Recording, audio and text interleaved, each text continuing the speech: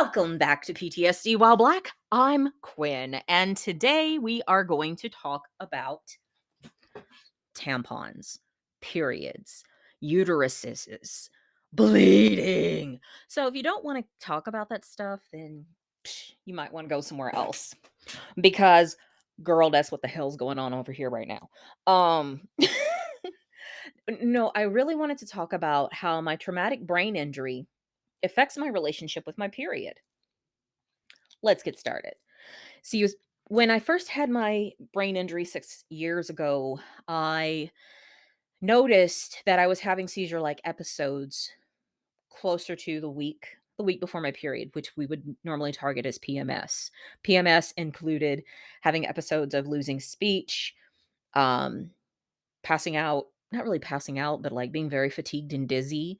Um, because like whatever was happening with my hormones at the moment, woo, my brain couldn't handle it. Well, going towards today, or also too with the brain injury, I also had an issue with my hands where, and I still do, where I have trouble with hand and eye coordination. If I've done gardening, I get confused with if I'm holding the plant and holding a shovel, I get confused as to what I'm supposed to do next, and I have to put one of them down to figure out what I'm doing. Um, so let's talk about tampons and periods. All right. I am 41 years old, going to be 42 years old in June. My mother was the kind of person who did not talk to me about my period. She did not tell me what the hell was going to happen with being a woman. Okay. And she always wanted me to stay innocent and pure in whatever way possible. Like, wearing lipstick was a huge no-no. She's like, "Look at you and your Lizzie lips. Where do you think you're going?" Like, I wanted to experiment with lipstick. I watched the drag queens on TV, mom, and I'm like, "Oh my god, I wanna play with makeup too." Um, therefore, you catch me wearing blue eyeshadow on my lips. What? Um, but anyway, we she didn't really talk to me much about periods other than that there's this drawer in the bathroom where she keeps the pads, and when you're done, wrap them with we lived in the South, y'all. Wrap them up in newspaper. She would save magazine pieces and newspaper, whatever, to dispose of um, feminine products. Okay, so I, you're going to get to know too much about me, and I don't care. Um, I only wore pads when dealing with my period. Um, Tampons were taboo. And it was this feeling of, well, not being told how to do this or how to address it, having to figure that out on my own. I was like, "Psh, too much effort. Let's just put on a pad and go on with the rest of our lives, right?" So, with a brain injury, this has a point, and this is all related to the gang stalking too. It all has a point. Okay. With the brain injury, um, I noticed that my periods were getting heavier since the injury. And I noticed that I hope I don't have a tilted uterus, but I'm like thinking I need to go and get that checked out. But I'm noticing that, okay, ladies, we know there's a center to the pad and stuff was going around it. I'm like, I don't know what the hell happened. Since the stress of dealing with the gang stalkers, since the stress of dealing with having to secure things all the time, I noticed that my periods, it was just very messy. It was like almost as if my body reverted back to the 8th grade and being 13 years old and like being embarrassed to say that, "Hey, I need to go and take care of this." It was so weird. And so I'm just kind of like, "Okay, thank God that, I'm in the down season for balloons and I'm not out gigging because this is a weird, weird, messy situation to have." But my body is having a response to the trauma that I have been going through. And I was telling my husband, I'm like, I'm 41 years old. I think I'm going to try tampons to see if we can. I'm tired of having to wash underwear. God damn it. Ah! I said, okay, I'm going to try tampons. I'm like, I'm a married woman now. We've done things. So why not try tampons? Try to figure it out. I'm like, there are little teenage girls that are over here running around. They're okay. They're completely comfortable. There are people who've lived their entire lives this way. I think I can try this now, right? It has been an experiment. This is the second month of trying this. And what people don't tell you is that if you do not insert these things completely all the way, there will be discomfort. And last month, I did a pretty good job last month after several tries. I was pretty consistent, but this month I had a cold. So that was affecting the brain, you see. That was affecting my ability to focus. That was affecting the ability to use my hands. Okay. So trying to take care of myself in this way this month was really freaking challenging. Um and it was just uncomfortable because I was missing the mark. And my husband, my poor loving sweet husband, he's the one who gets to hear about me ranting about like, "Oh my god, my cooter is angry today." And,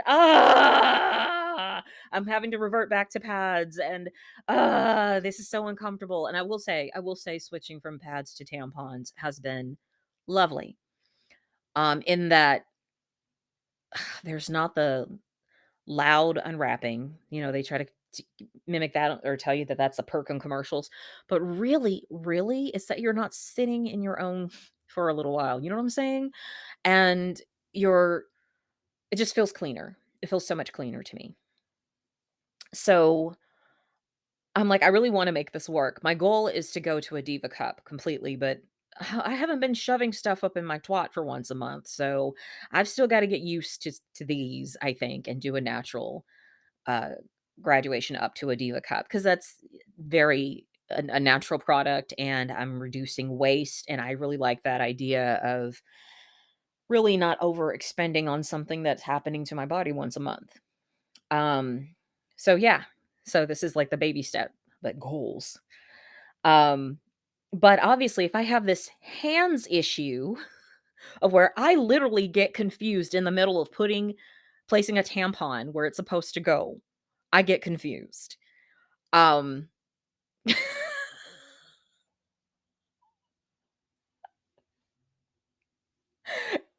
and I'm, in the bathroom going, "Oh my god, that's not where it's supposed to go," and my husband's in the bedroom. And I come in after wrestling with the tampon, and he's like, "Rough time, huh?"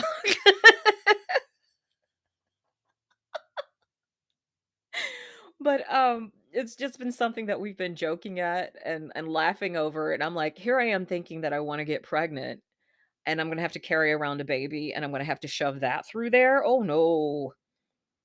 No, I don't know now. I don't know. I think I should just adopt several dogs and cats and then just call it a day, and the family bloodline just ends with me, you know?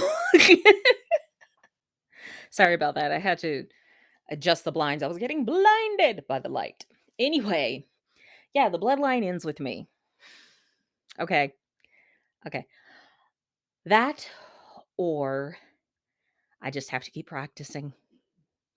I don't shove a lot of things up there being a survivor of rape. I'm just now trying to get used to having sex with my husband again. I'm just now trying to get used to that, and I am enjoying it a lot. Thank you very much. But this this adjustment, it's like, "Oh my god, I've just gone through being a teenager again," is what it feels like. Like, "Ugh, you don't know what you're doing." But at the least I have the grace as an adult to say, "I don't know what I'm doing," and to look it up, or to be gentle with myself, or to be patient, and that if it's not gonna work out, it's not gonna work out right now. So that's a plus. That's a plus. And I have to think that if men had to go through this, if men had to go through, first of all, bleeding for 3 to 7 days once a month, if they had to go through sitting in that blood for a few hours before you can get the time to change. If men had to go through choosing to cork up the hole of wherever the blood was going from. By the way, I've decided to call tampons cooter corks. Yes, cooter corks. Buy them today. Um, if men had to cork up that leak, I don't think that we would be going through the disparaging differences, the mistreatment that women experience, the jokes that are made around us having this time of the month. It's like bad enough that our hormones go ape shit and that our bodies attack us. But it's then on top of it having a society that doesn't want to address it, doesn't want to acknowledge that it happens, doesn't want to help make that any easier at all whatsoever. So, yeah, I think that if men were going through this, oh, they would do everything to fix it. Thank God, at least they stopped charging taxes out here in California for buying feminine products. Thank God. Because I'm like, you shouldn't be taxed for something that your body is having to do naturally on a regular basis like this. It's a huge inconvenience. So thank God they stopped taxing them. But anywho, I'm just like letting you in on too much information that you never cared to know about me because over here in this spot, we get uncomfortable. We learn new things, we do new things, we make mistakes, and we try to figure out how to do better next time. And so, yeah, transparent like that. I'm trying to navigate taking care of my body, but honoring the brain that I have and learning to laugh with sincere joy instead of frustration that my hands get confused and I don't know what's going on. But just to roll with it, just to roll with it and go on, the show will go on, right? Yeah. So my husband, he's got a really good sense of humor, and I'm glad that he's able to go and joke with me about this. Um, and I'm glad that he's been willing to go to the store. He's like, "I know how to buy your pads. I know what kind of pads you use, but tampons, I don't know what kind of tampons to get. I'm so confused. Why are you sending me in there to do this?"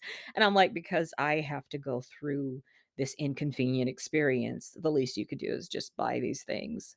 And I'm like, "I'm looking online. This is what I want. Writing it down. You go get that, okay?" No, he still couldn't figure that out, and so I had to go buy them. But but yeah, I was like, "I'm gonna make you as uncomfortable as I am." Let's just say my husband definitely earns his gold star, even if he didn't go and get them for me. He earned his gold star, and the fact that he hears me talk about it incessantly while I'm going through learning this new thing, he's a keeper. Yeah, yeah, he's a keeper. All right, what are some new things that you've had to learn how to do that were just basic taking care of yourself kind of things that you didn't know? Leave a comment below. How did you adjust? Did you forgive yourself? Were you gentle with yourself? Or was there ever a time that you've been going through trauma, say from even the gang stalking in your situation, where your body had a certain reaction that you felt was uncontrollable? And how were you gentle and kind with yourself? Feel free to leave a comment. All right. Till next time, friends. Peace.